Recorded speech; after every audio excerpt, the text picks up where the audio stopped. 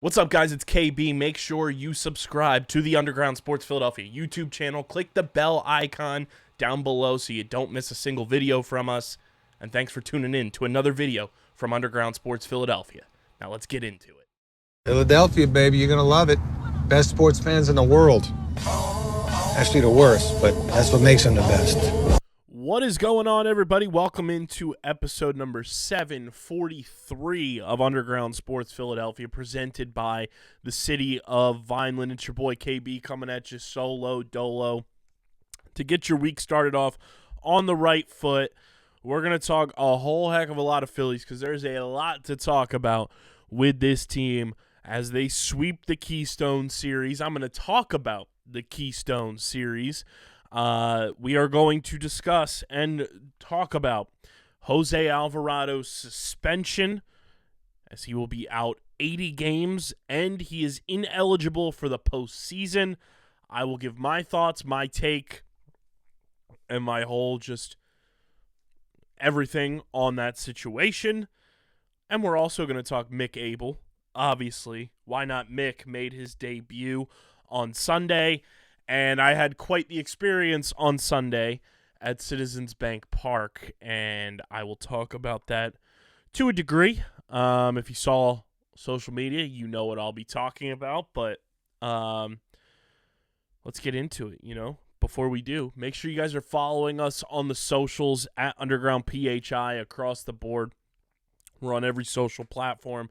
You can follow me at KBIZZL311 on Twitter, KBIZZLE11 on Instagram and Threads. Subscribe to the pod, subscribe to the pod, subscribe to the pod. I'll say it one more time for good measure. Subscribe to the pod. Apple, Spotify, or wherever you get your podcasts in audio form. Leave us a 5-star review. It goes a long, long way for helping not only this show continue to grow, but helps more people find every show on our network. Clips, shorts, live streams, original video content. It helps when you subscribe on Apple and Spotify because then Underground Sports Philadelphia gets thrown into your algorithm.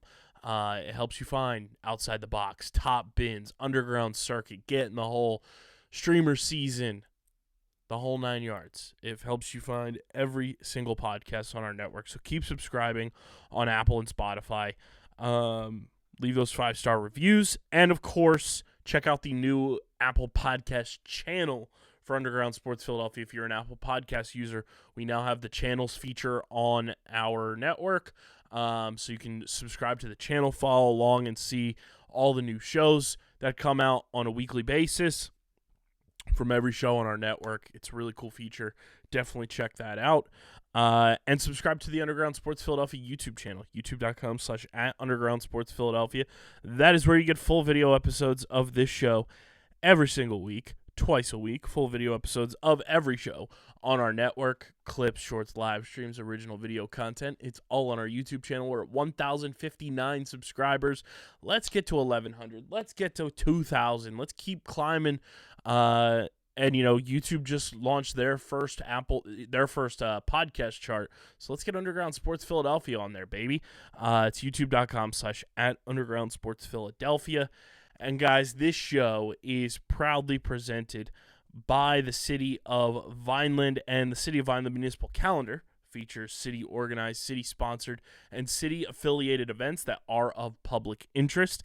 The calendar, which is accessible at vinelandcity.org, is a good way for residents and visitors to build awareness, remain engaged with city government, and participate in local events. You can also follow the City of Vineland on social media via their Facebook, Instagram, LinkedIn, and YouTube pages. And through these tools, you can stay connected to the community and get important announcements about programs and services offered by the city. Vineland, New Jersey, where it's always growing season. And big thank you to Security 21 Security Systems and Paul J. Gillespie Incorporated for their continued support of this podcast.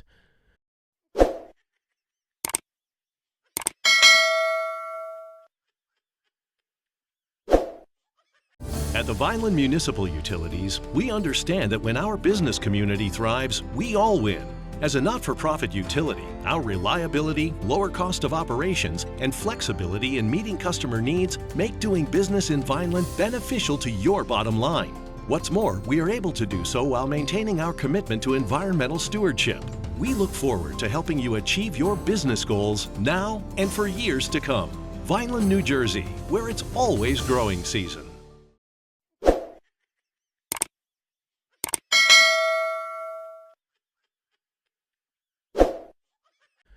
All right, gang, the Phils have quite the weekend as they sweep the Pirates. They sweep the Keystone Series during Rivalry Weekend, coming off of Harrison and I being at Wednesday night's massacre at the hands of the St. Louis Cardinals. A great way to bounce back. The Phils bounce back Friday night. The Bats come to life. They win 8-4. And they do it without hitting home runs. You know, they were down for a bit of this game. They were up 1-0, then give up a 3-run home run in the top of the 6th. And then the boys score 4 runs in the bottom of the 7th, 3 more in the bottom of the 8th. They give up 1 run in the top of the 9th. But the boys came through. Bryce Harper, 3 hits, scores 2 runs, walks once, drives into Trey Turner, 2 for 5 in this one, scores 2 runs, drives in a run of his own. Kyle Schwarber was 1 for 3 with 2 walks. Nick Castellanos had 2 RBI in this one. Edmundo Sosa, 2 hits in this one. Big time game as Ranger Suarez continues to rally on back from his injury and looked fantastic in this one. 7 strong innings, 6 hits, 3 earned runs, just gave up the 1 home run.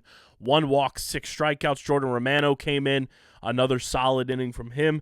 Daniel Robert came in, got a little shaky for him as he walked 3 batters.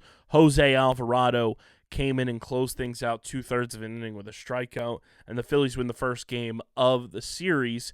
And prior to everything going down, the Phillies announced that Aaron Nola would be going on the injured list with a right ankle sprain and potentially an issue with his back, as well as part of the right ankle sprain issue. I believe it was his right. It was an ankle sprain. I believe it was his right ankle, though. It sucks for Nola. Nola is a guy who gets so much unjust criticism from the Phillies fan base. He is a guy who is just a workhorse, puts his head down, and goes to work every single day. And it sucks that, you know, these moments happen these past couple of games and it's not figured out that it's an issue, you know, from an injury prior to him going out and pitching the 2 poor performances, including Wednesday's 14-7 loss to the Cardinals. But in turn, with Aaron Nola going on the injured list, hopefully it's a speedy recovery. Rob Thompson said it feels like it's going to be the 15 days, and that's about it. So hopefully that's a good sign for Nola. But because of Nola going on the injured list, the Phillies decided to call up Mick Abel to make Sunday's start, which we will get into Sunday's game for sure. But a very interesting development, I would say, with Mick Abel coming up for a one-and-done type start. But the Phillies had business to take care of on Saturday first. They had to win on Saturday. They did just that. They win 5-2. Bryson Stott hits a home run in this one, goes 2 for 5 with 3 ribbies. Bryce Harper, 2 hits in this one, walked as well, had an RBI of his own. And Zach Wheeler was sensational. 6 strikeouts, 3 hits, 1 walk, 6 innings. Matt Strahm, a strong inning with 2 strikeouts. Carlos Hernandez had a bounce-back game. Tanner Banks gave up 2 earned runs, which has kind of been not the norm for him. He's been very solid this year. But the Phillies win 5-2 and take down the Pirates once again. They did their job. They got to a bad starting pitcher early, got to a bad reliever again, and went out and did the damn thing. And then Sunday rolled around. And Sunday was always going to be a battle for the offense. You were facing Paul Skeens. Initially, Christopher Sanchez was supposed to pitch in this game. And Mick Abel gets the start to keep him on track for AAA and everything. And they said, let's bring the kid up and see what he can do. And Mick Abel dazzled. And he's getting a tip of the cap from me. And by cap, I mean 47. 47 is the cap that Mick Abel is catching a tip of the cap of from yours truly. 47 is the best in the game, guys. They've got you covered to make sure you are styled and profiled with your favorite sports team, whether it's the Phillies, the Eagles, the Flyers, the Sixers, the Iron Pigs, your favorite college teams. If you're a Premier League fan, they've got you covered. If you're a NASCAR fan, they've got you covered. Your favorite team from your favorite sports league, 47's got it for you. Their styles are second to none. They drop new capsules literally every single week. I have my eyes on so many different hats, so many different pieces of apparel from 47 brand right now, and they're truly the best in the game. I am such a fan of 47. I'm wearing it right now. You guys can use our link in the description, and when you join the 47 family, it's free to join. You sign up, join the 47 family, you'll get free shipping on all orders from our friends at 47. Again, use the link in the description to shop with 47. You get free shipping on all orders when you join the 47 family. And we thank 47 for being a proud partner of the podcast and being our tip of the cap to Mick Abel in his major league debut. I mean, what a performance from Mick Abel, right? On Sunday. Goes 6 innings, only gives up 5 hits, no earned runs, no walks, 9 strikeouts, ties a Phillies franchise record for most strikeouts in a major league debut. It ties the record that dates back to 1947. Mick Abel tied a end of wartime era stat in his major league debut. And if you've been following Mick Abel for his career, I've been a huge Mick Abel guy since the Phillies drafted him. I thought he was the first step in being part of the rotation for the future. You know, we always talked about early on in this podcast history, your rotation for the future could be Wheeler, Nola, Mick Abel, Ranger Suarez, and Andrew Painter. This was before Christopher Sanchez had his welcome to the big leagues moment and has become one of the best pitchers in the National League. And this was before the Phillies obviously traded for Jesus Luzardo. But Mick Abel was mystifying, going toe-to-toe in a pitcher's duel with Paul Skeens, who is regarded as one of, and you can make the argument, the best pitcher in Major League Baseball. The Phillies battled it out. They win the game 1-0 on a Brandon Marsh force out. Great base running from Nick Castellanos. He singles in the 5th inning. Max Kepler then singles, and Nick goes first to third on the single. Great base running by Nicky C. And then Brandon Marsh comes up, hits into a force out at second, so Kepler's out. Marsh beats the throw. Nicky's safe at home. Phillies win 1-0. Mick Abel gets his first major league win. Paul Skeens pitches a complete game and gets a 1-0 loss to his credit. But I mean, we tweeted this from the Underground account. Mick Abel shined in his debut. 84 pitches, 62 of them for strikes, 0 runs, 0 walks, 9 strikeouts, tied a Phillies modern-era strikeouts total in a debut. He's the first Phillies pitcher with 5+ strikeouts in the first 2 innings of his MLB debut. Got his first career MLB win. What a performance from Mick Abel. Why not Mick? Take a bow, Mick. Just truly an awesome performance. And you know, as somebody who was part of the sickos during the Phillies rebuild and was following along with every prospect, every player that came through the system, and was just enamored with who were going to be parts of this Phillies resurgence, of this rebuild. And Mick was drafted in 2020 during a time where, you know, things were so uncertain in life. And it feels like we've been talking about Mick Abel forever, and that's because we have. He's been a part of this organization since 2020 when he was 18 years old, and he's 23 making his major league debut, and he's still so young, and he dazzled. He dazzled in his debut. I'm so proud of him. I don't know Mick, obviously. He'll be 24 in August. But as somebody who's just followed his career, I'm so proud of him. If you know Mick, walks have been an issue for him in the past. And for him to come up in his major league debut, and I don't want to hear anybody diminish what Mick Abel did because it was the Pirates. I don't want to hear any of that. Mick Abel came up in a spot start, in an opportunity at a packed, sold-out Citizens Bank Park, and took the opportunity by storm. If you're not celebrating that, you just don't like fun. You just don't like seeing players succeed. And I genuinely don't want any part of you in my circle of Phillies fandom. Mick Abel shined on the big stage, and that is a success story for this Phillies minor league system, for the player development, for Brian Barber. And this just makes it known you have another guy who is capable of coming up in this rotation and being a helpful piece for you, which is huge. And the Phillies sweep the Pirates on the tails of Mick Abel.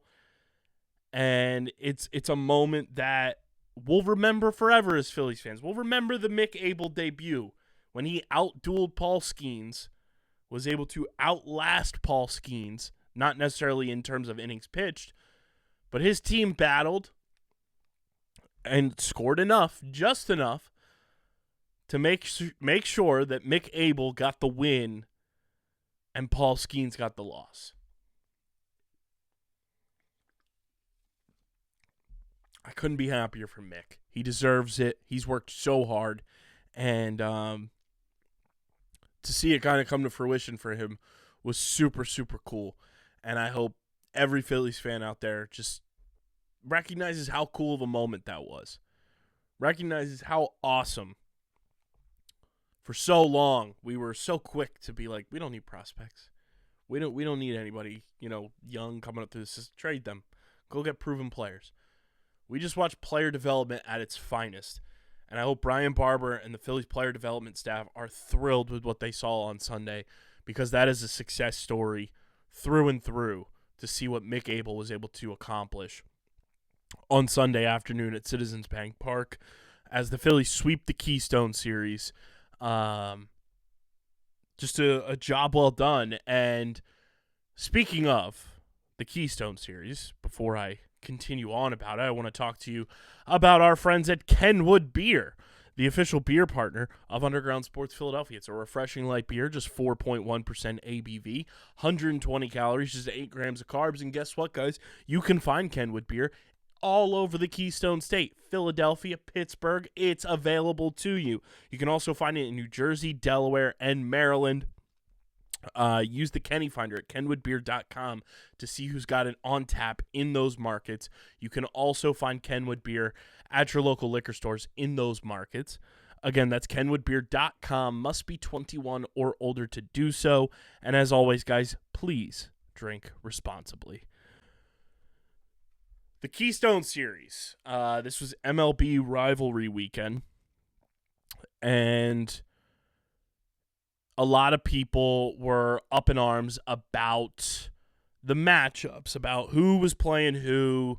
It was kind of, viewed as a forced kind of situation for baseball to kind of just like make these games feel bigger than what they were. These were the matchups for Rivalry Weekend.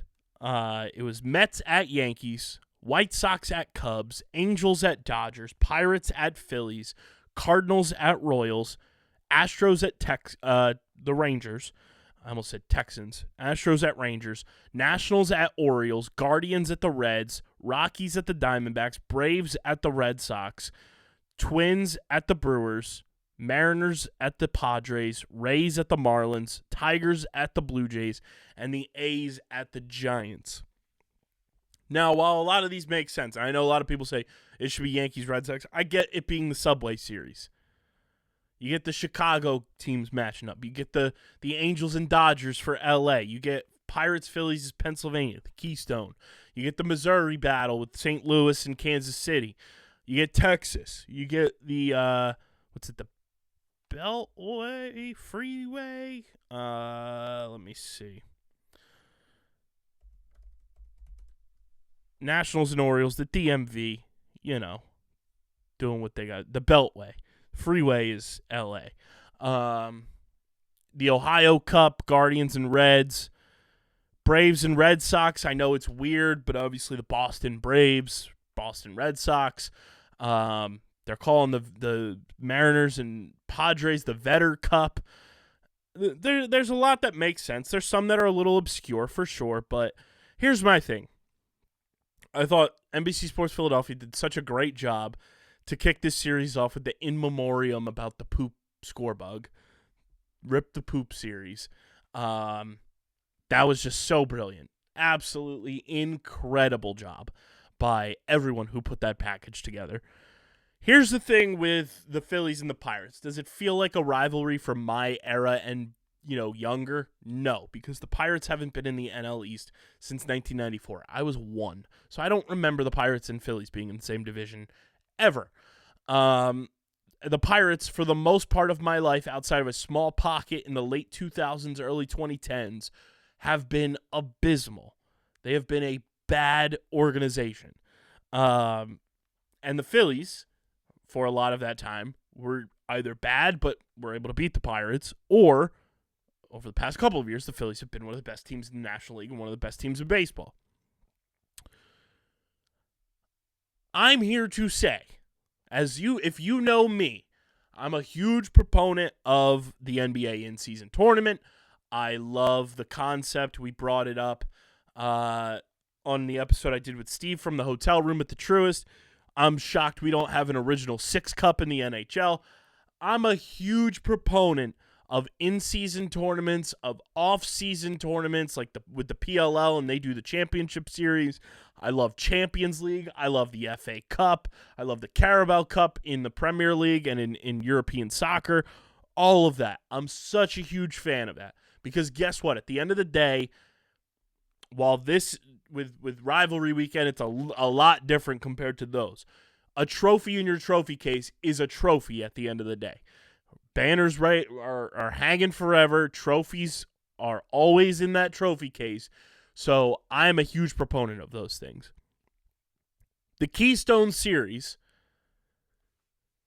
we should be embracing that as Phillies fans. We should be embracing the ever-living hell out of the fact that if they're going to make Rivalry Weekend a mainstay on a baseball schedule, say this weekend in May every year, and it's going to be Phillies Pirates every year, this time of year, Phillies, we should be owning that. We should just embrace it. I don't care how bad the Pirates are. I don't care how good the Phillies are when they face off against them. I don't care what level of competence either organization is at. We should embrace it because guess what? At the end of the day, right now especially, we are the better team. We're the better organization. So let's showcase it. And at the end of the day, don't we hate the Pittsburgh Penguins? I've said it with Wes Euler, it's weird to me that the Eagles and Steelers is not an institutionalized matchup every single year on the schedule. I know it's AFC, NFC, but still, it's interstate. We should embrace the Keystone Series. We should flaunt that shit like no other. Because doesn't it feel good when you are so dominant over a common opponent in any other sport? We talk about it all the time, Eagles-Giants. We've dominated the Giants over the past decade. It feels good when when you know that team, you own them. When you own them, there's no better feeling. genuinely, we should embrace. I'm calling all Phillies fans. I know it sounds silly on paper. I know it might sound silly coming from my voice. We should be embracing and latching on to say, hey, Keystone Series is ours. We're not relinquishing that. We're the better team. We're the better part of Pennsylvania. Our fans are better. Our ownership is better. We should embrace the hell out of this. I am all for leading the charge of saying, hey, the Keystone Cup, that's ours. That comes home to Philadelphia every year.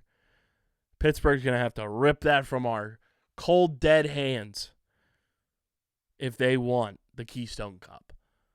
I think every team should do that. Every team that gets matched up for Rivalry Week, especially White Sox, Cubs, Angels, Dodgers, Nationals, Orioles, Guardians, Reds,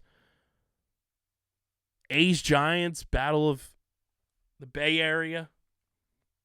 I love that Seattle and San Diego fans are calling it the Vetter Cup.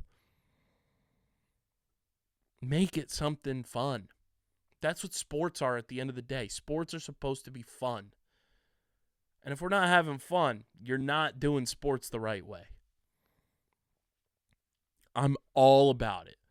If you are all about embracing the Keystone Series, the Keystone Cup, Rivalry Weekend, and saying, hey, this is ours, you're going to have to rip this away from us if you want to take it. This is Philadelphia's trophy. This is Philadelphia's series. Year in and year out, we're taking the Keystone Cup. I'm so about this, guys. I might sound like I'm joking because of how silly this may sound. I am so about this being real. Like, it would be awesome. It would be awesome. You have players who have played for both teams throughout history, especially in recent memory, Andrew McCutchen. Like, I'm so about it, and I know people are probably going to torch me for this, but I am all about the Keystone Series, the Keystone Cup becoming a mainstay, and it being Philadelphia's. Like, isn't that what we want at the end of the day? We want to embrace success. We want to embrace dominance. This is an easy way to do that. And to make a small little 3-game series in the month of May that much more fun, why would you want to turn that away?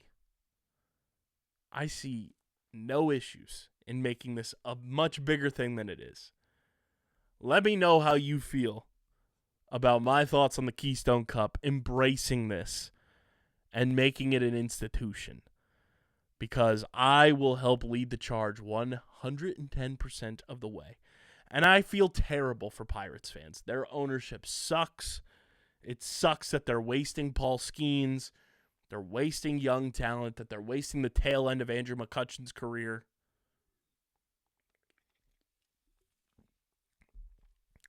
But the Keystone Cup is ours, baby. We swept that bad boy. Swept it on up.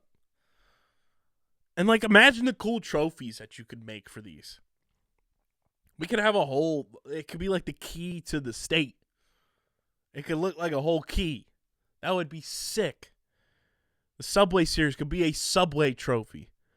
Like a literal Subway car. Like, there's so much creativity and things that could be done here. I'm all about it. I love it.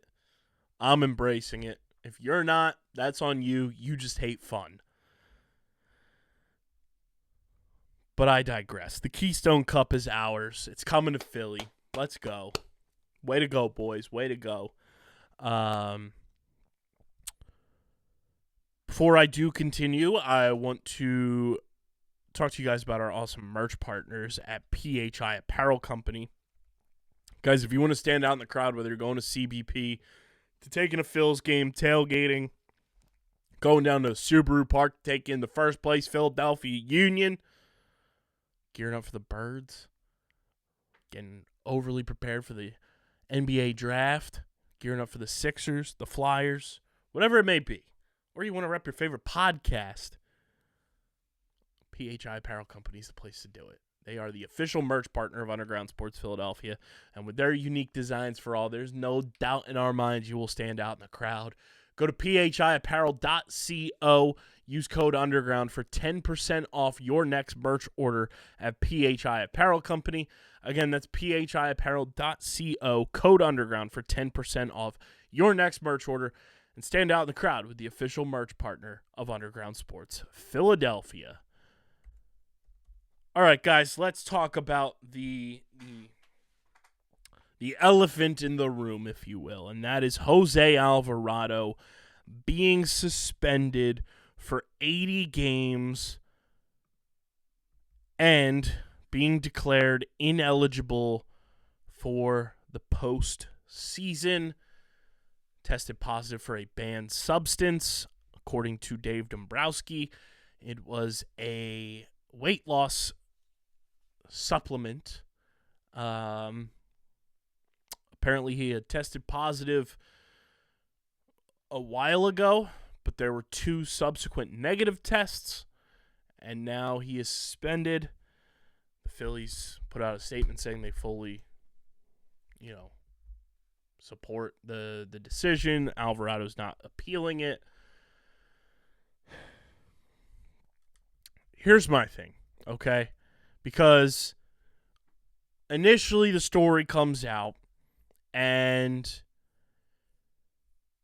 they're talking suspended 80 games after testing positive for a performance-enhancing drug known as exogenous testosterone.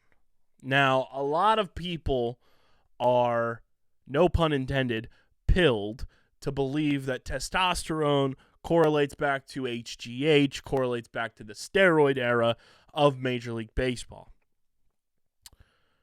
Exogenous testosterone, I did a little Google search. It is common with TRT, which is testosterone replacement testing.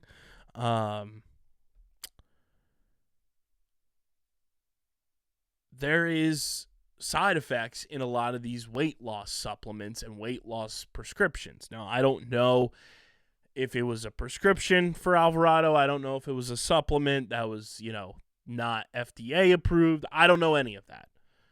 What I do know is José Alvarado, from everything we have come to know about him as Phillies fans since he has arrived here, he is so open, honest, transparent. I highly find it so hard to believe José Alvarado did this on purpose. Now you can question, player, how did they not know? A major side effect of weight loss supplements is increased testosterone. And that could pop on a test, and that's probably what happened here. I'm just assuming, talking to my dad, who is in the medical field, I asked him about it, and he said, yeah, that's totally possible. It's also, if he did, put it through team doctor or doctor, outside the organization, it's on them as well to be like, hey, we know this guy is a Major League Baseball player. We should check the ingredients. I'm not saying Alvarado is not at fault here, but I'm saying he's not 110% the culprit in my book. And there are some radical social media posts talking about if you support José Alvarado, you're a disgusting human being. If you you can't support somebody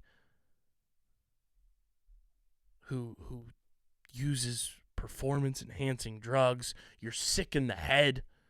He's selfish. He cost the team a championship.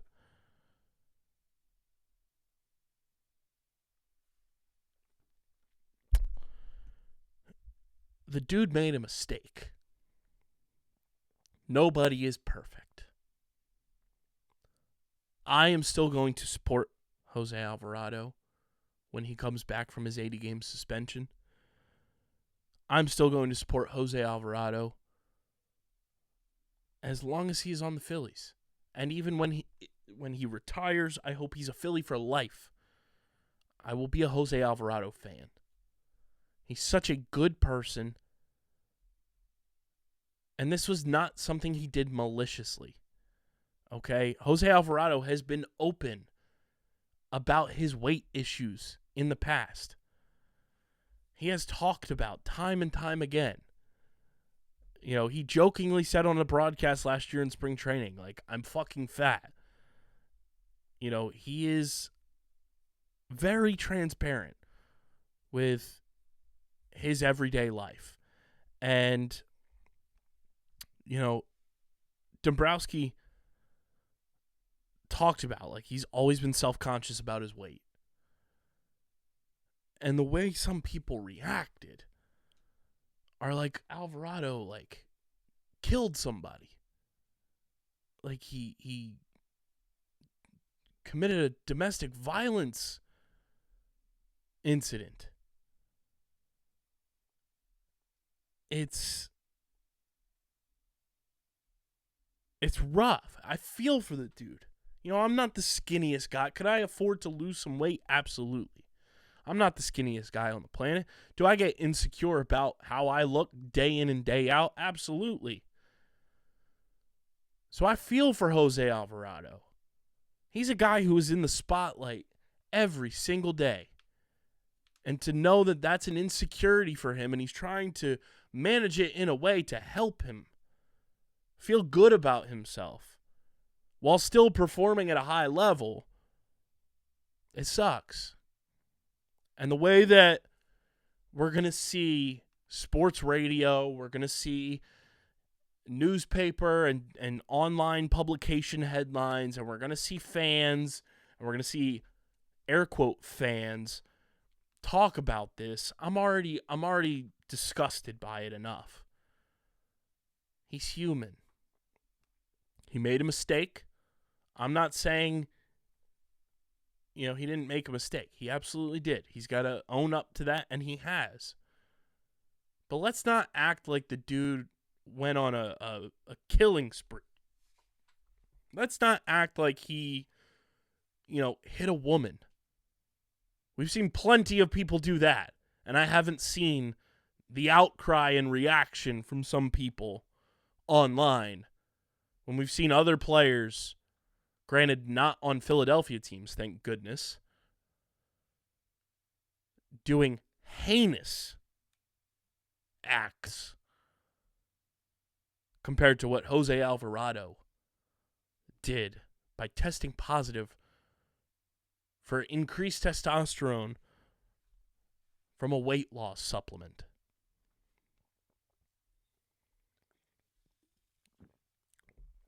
I hope Jose is all right, because this is something that is huge. Like, for this to be a public knowledge thing, like, it can really bog you down.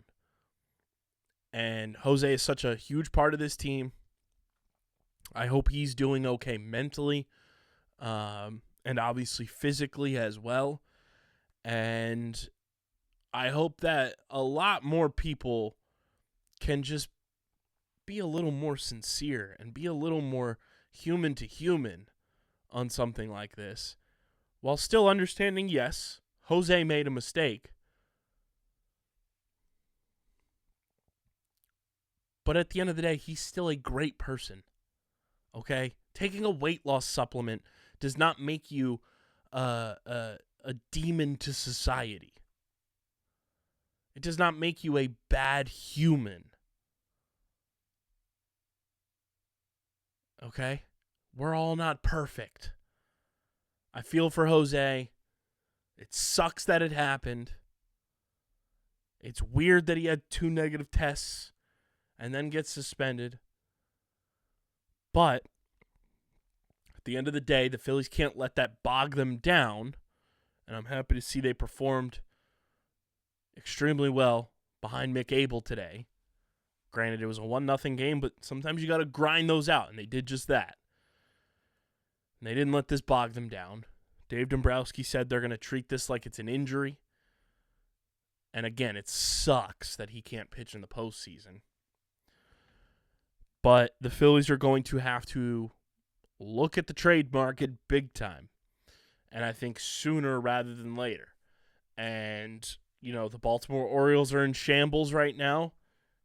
I would give them a call as soon as possible if I was Dave Dombrowski. I'd be looking at some of the guys in the Colorado Rockies bullpen potentially. I'd be looking at a lot of teams that are down in the dumps, seeing what their bullpens have, and seeing what I can go out and get, because now the Phillies need a high-leverage lefty to pair with Matt Strahm in the bullpen. And I know there's a lot of talk about potentially moving Ranger Suarez to the bullpen. I don't know if that's the answer, especially the way he's pitching now. 2 consecutive starts of looking fantastic in the rotation. It's a weird situation, but I think the Phillies will find their way through it. And luckily for the Phillies, in terms of schedule, which we've talked about quite a bit over the past couple of weeks, the rest of May, they go to Colorado for 4 starting on Monday. Then they go to Sacramento to play the Oakland A's for 3. And then they come home to play the Braves and the Brewers. And the Brewers series leaks into the first day of June. And then they go to Toronto, and then they go to Pittsburgh before the Cubs and Blue Jays come to Philadelphia. And then the Phillies go to Miami for 4, and then the Mets come to town. And then they go to Houston, and then they go to Atlanta, and then they host San Diego for 3, host the Reds 4th of July weekend. So there's a lot of winnable games upcoming, especially these next 7 against Colorado and Oakland. Braves, you want to take 2 out of 3. You want to get your lick back against them. Brewers, you want to take 2 out of win the series. That's what the Phillies been doing. And guess what? The way that people have been acting about the Phillies, you would never guess this, everyone. They're a half game back. Half game back of first place. They're 10 games over 500. You would never guess. You would never guess that the Phillies were 10 games over 500 right now. By the way, a lot of people, fans, social media people, radio personalities, the newspapers, the bloggers, you would never guess that the Phillies were 10 games over 500 and a half game out of first place in the NL East. I guarantee if I went around and asked 10 people, just randomly right now, how many games back in the division are the Phillies and the Mets? So many people would say 3, 4. Some people would probably exaggerate and say 10. I don't think I would get a single person randomly to say a half game. But that's exactly where they are. They're a half game out of first, with 7 upcoming against the Rockies and the A's. Meanwhile, the Mets, upcoming, go to Boston for 3, host the Dodgers for 3, then they host the White Sox and the Rockies, but then they go to LA to take on the Dodgers. Their scheduling easy. There's a good chance the Phillies could overtake the Mets for first place in the division sooner rather than later. And that's exciting. But you would never guess, because people declared the season over in April. People declared the season over in April. So funny. It's almost like baseball season's just a bit longer than one singular month. One last thing here before I get up on out of here. So I was at the game on Sunday. I was ready to take in Mick Abel's first career start. And then some disaster struck. CFO Margie and I were going to one of our season ticket games. Very excited. It was a beautiful day out. We were excited to watch Mick Abel. Excited to get back to Citizens Bank Park. We haven't been to a game together in quite some time, just because of schedule-wise. And my sister takes CFO Margie to the Mother's Day game. So we hadn't gone to a game in quite some time together. And we were looking forward to it. We were walking up to the third base gate, and there was an Xfinity, no free ads, Xfinity truck outside Citizens Bank Park, and people were taking multiple pictures and everything, and we said, let's just go around. And the back of the truck was open, like perfectly walkable. There were multiple power strips and an extension cord that blended in with the concrete. CFO Margie tripped on said power strip and took a tumble, rolled onto the rubberized mulch on one of the trees, scraped up her knee and shin pretty bad, bruised up her hip, scraped her wrist a little bit. We go inside to one of the game day associates. Phenomenal human being, that amazing lady was. Then we end up getting her sort of cleaned up by one of the EMTs. Wasn't that great, that guy. But then we end up going to the first aid station at Citizens Bank Park. And that's where things kind of got a little wonky. Not by any means of the first aid team. The first aid and like the EMTs in the first aid station and the doctor at Citizens Bank Park, genuinely some of the nicest, kindest, most diligent, and incredible people I've gotten the opportunity to be around. They were so kind, so helpful, so thoughtful in helping CFO Margie. So CFO Margie took that tumble, and when they were doing her blood pressure was quite high. And just continued to not go down. And it was weird because she was not experiencing any other symptoms. She did not hit her head during her tumble. So she didn't, have a headache. She did not have any, blurriness of vision, wasn't, difficult to walk. It was the weirdest thing. The doctor even said, it's strange that there's no other. So she's asymptomatic. It's just the blood pressure is high. And it was extremely high. I was very concerned. She rested as much as she could. It was about the fifth inning.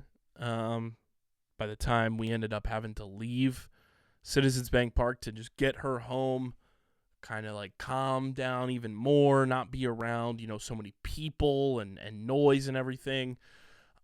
She is doing totally fine. Her blood pressure was still a little bit high tonight as she was going to bed, but, everything else still very normal. She was not,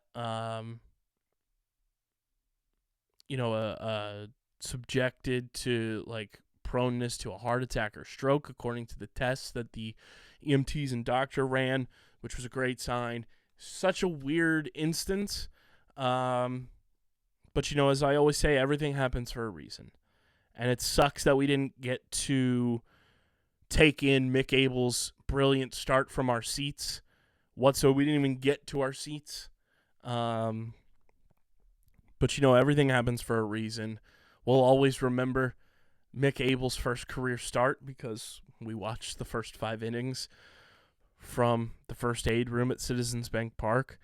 I just, my mom is my hero. I love her so much. She has been a rock of my life, has been so supportive and helpful, and has been in my corner for everything. So to see her not be at her best and there be no real answer as to why something was happening was super concerning to me. And I'm glad she's doing much better than she was earlier at the game. Thank you to everyone who reached out. I posted it on social media, not looking for clout, but just to let everyone know, hey, if something happens, go get it checked out. But thank you to everyone that reached out, sent messages to myself or my mom. She really appreciated it. Not the ideal day at Citizens Bank Park, to say the least. But again, the Phillies first aid staff, second to none, and it just continues to showcase why the Phillies are the best organization in baseball. I can't thank them enough. And it's a scary thing. It's crazy. I'm sitting in that room like, what the hell is going on? Just asking as many questions as I possibly could, and kind of using my brain of like, I watched her fall. It definitely looked like it felt traumatic. She falls, scrapes her knee and her shin up pretty good, tumbles and hits her hip, scrapes her wrist. It's multiple points of contact of trauma. And the way she fell, I was like, it was almost like you got in a car accident. The way that, you tripped, your body goes into shock. And I think a lot of that was the cause of the high blood pressure. It was just so strange that nothing was making it go down throughout the time we were there.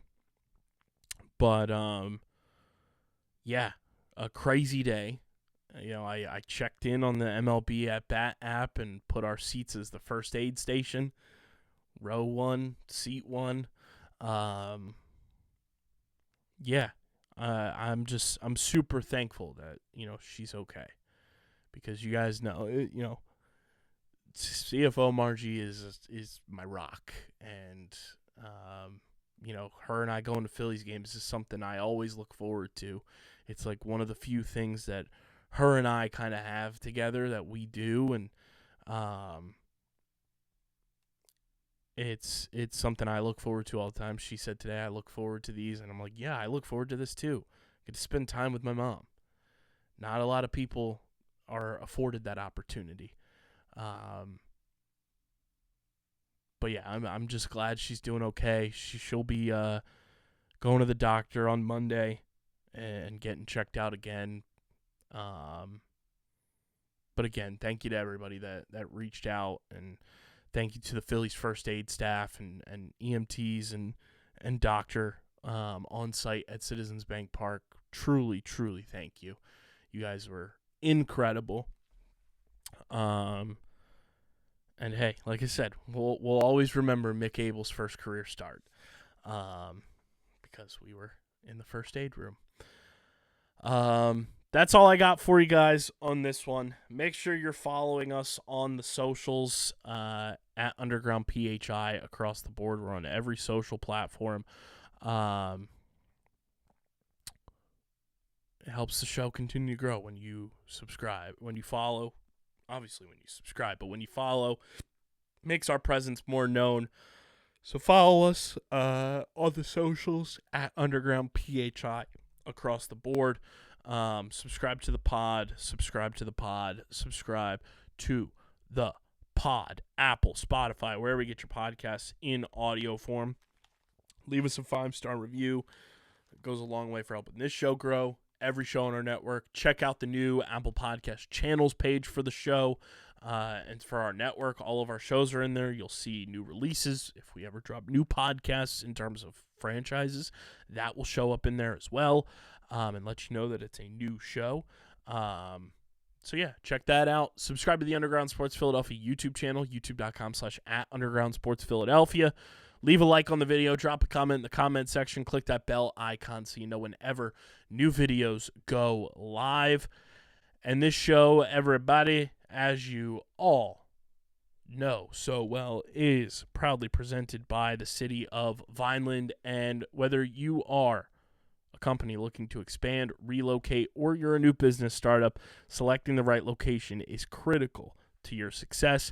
Vineland, New Jersey offers both an affordable business location and an excellent quality of life. The city's economic development department is a one-stop source for moving your project through the development and approval process, and their goal is to make this process as smooth as possible and to provide the fastest turnaround times in the region. If you're considering potential locations for your operation, contact the Vineland Economic Development Team at 856-794-4100. That's 856-794-4100. Vineland, New Jersey, where it's always growing season. And big thank you to Security 21 Security Systems and Paul J. Gillespie Incorporated for their continued support of this podcast. This has been a Phillies-filled episode of Underground Sports Philadelphia, episode number 743. I'm your boy, KB. Again, thank you to everybody who reached out to check in on CFO Margie. She greatly appreciates it. I'm I will be back with HK on Thursday's episode. We'll talk more Phils. We'll talk maybe some 60s. We'll talk some fly guys. We'll talk some Union for sure. But until then, this has been episode 743 of Underground Sports Philadelphia. I'm your boy KB. Shout out to CFO Margie. Shout out to Mick Abel. Be kind, people. Be kind. I'm getting the heck up out of here, and I'm signing off. Peace.